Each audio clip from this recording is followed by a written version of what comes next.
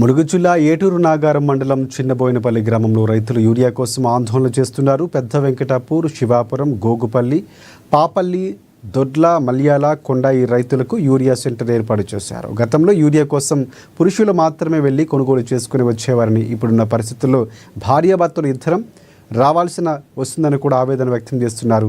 యూరియాను queue పద్ధతిలో నిలబడి అధికారులకు సహకరిస్తూ తీసుకోవాలని, మరో 2 రోజుల్లో స్టాక్ వస్తుందంటూ వ్యవసాయ శాఖ అధికారి రైతులకు తెలిపారు.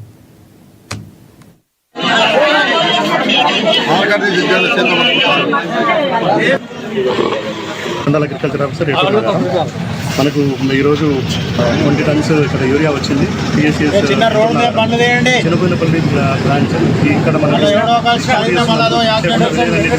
డిస్ట్రిబ్యూట్ చేస్తున్నాము. ఎవరు కూడా ఇబ్బంది పడాల్సిన పని లేదు.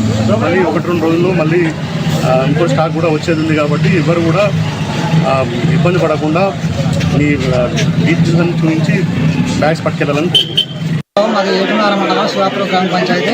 మేము ఉదయం పొద్దుగాల 7 గంటలకు వచ్చాము. 7 గంటల నుండి లైన్లో నిలబడ్డాము. ఇప్పటి వరకు కూడా ఇంకా 200 మంది దాకా ఉన్నారు.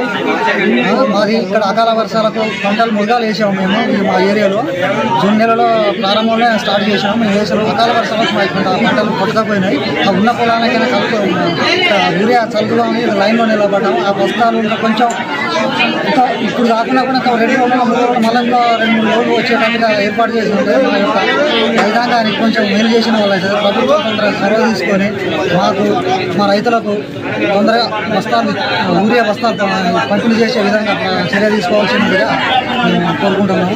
ఇప్పటికైనా వచ్చిన బస్తాలు తొందర లైన్లో ఇచ్చేసి చెరువులు వస్తున్నాయి.